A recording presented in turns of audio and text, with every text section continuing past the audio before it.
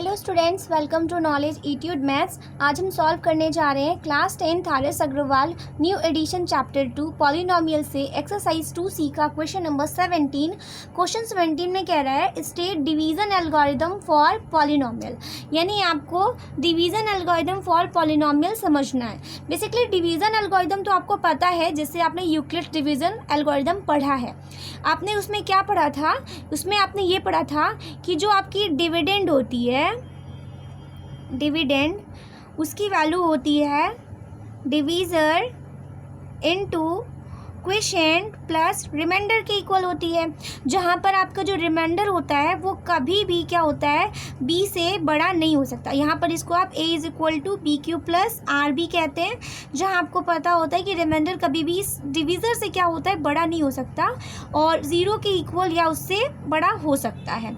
तो वही चीज़ यहाँ पर भी आपको करनी है कि एक पॉलिनोमियल इक्वेशन के अंदर किस तरह से ये चीज़ फॉलो होती है, यानी डिवीज़न एल्गोरिदम पॉलिनोमियल में कैसे फाइंड होता है।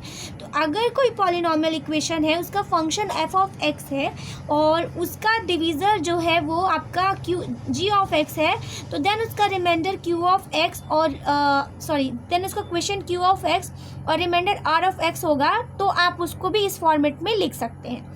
तो चलिए स्टेट करते हैं डिवीज़न एल्गोरिदम को।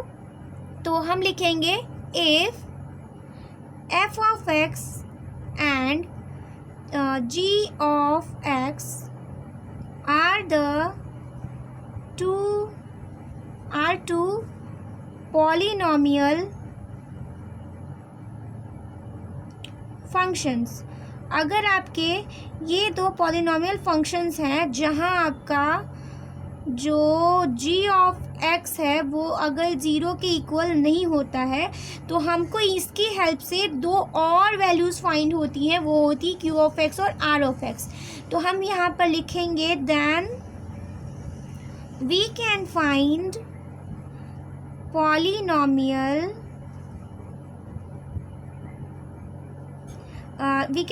Polynomial q of x and r of x।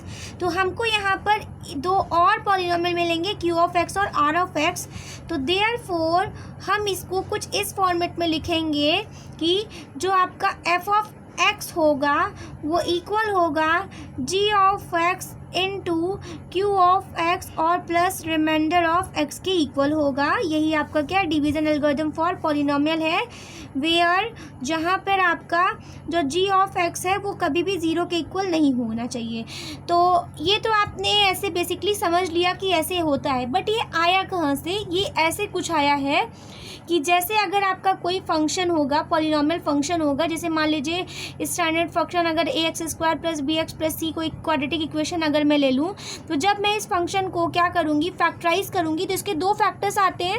एक तो x माइनस अल्फ़ा आएगा और दूसरा x माइनस बीटा आएगा। इसके दो फैक्टर्स आ जाते हैं। बेसिकली आप स्टैंडर्ड इक्वेशन को ऐसे ही समझते हैं। तो हमने ये जो x माइनस अल्फ़ा और बीटा किया है, ये आपका क्या है, यही आपका इसको डिवाइड करने पर आया है, मतलब इसका ये फैक्टर है। अगर ये इसका फैक्टर है मींस आपने क्या किया कि इस इक्वेशन को जब आपने फंक्शन को डिवाइड किया किससे, g ऑफ x से, तो आपको कुछ क्वोशिएंट मिला होगा और कुछ रिमाइंडर आया होगा।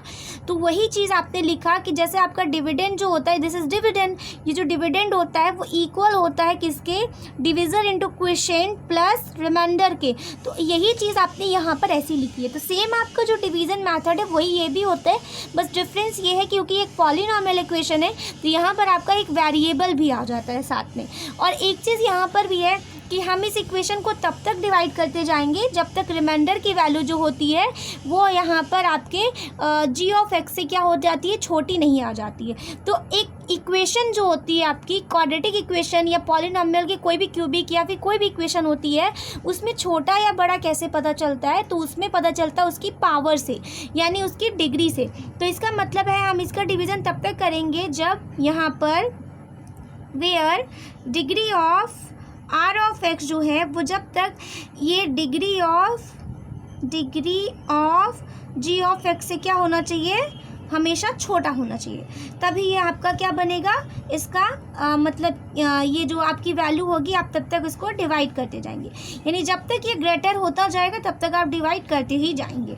तो इसका मतलब यहाँ पर क्या होता है कि अगर मान लीजिए जो r ऑफ x है, अगर रिमाइंडर 0 आ गया, अगर रिमाइंडर समझ लीजिए 0 आ गया, तो आपको सिर्फ यही चीज़ बचेगा ना।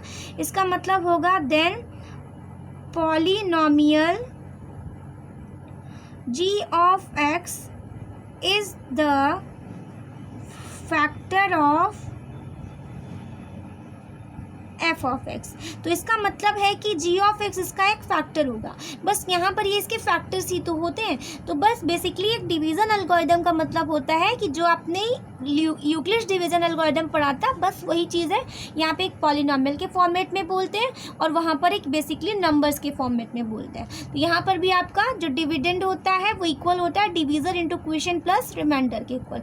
तो इसमें आपका जो है रिमाइंडर तब तक सॉल्व करना होगा जब तक रिमाइंडर की value degree of g of x से क्या आ जाए, छोटी ना हो जाए। और जब तक ये अगर ऐसा होता जाएगा तब तक आप डिवाइड करते ही जाएंगे। और g ऑफ x यहाँ पर 0 के इक्वल नहीं होना चाहिए, क्योंकि अगर 0 हो जाएगा तो ये पूरा फंक्शन 0 हो जाएगा, तो ये भी 0 हो जाएगा। तो ऐसा तो पॉसिबल नहीं हो सकता। तो ये था आपका क्वेश्चन नंबर 17। क्वेश्चन कैसा लगा आपको ज़रूर बताइएगा। और अगर आपको ये वीडियो नहीं समझ में आई तो आप मेरे इस एक्सरसाइज 2C के स्टार्टिंग में, सॉरी एक्सरसाइज 2B के स्टार्टिंग में मैंने इंट्रो दिया है, तो आप इंट्रो वाला वीडियो देख लेंगे तो भी आपका क्लियर हो जाएगा, क्योंकि वहाँ पर मैंने पूरा डिवीज़न एल्गोरिदम समझाया है और सेम ऐसे ही समझाया है। तो आपको यहाँ पर भी समझ में आ ही गया होगा। तो इस वीडियो में बस इतना ही। Thank you so much for watching.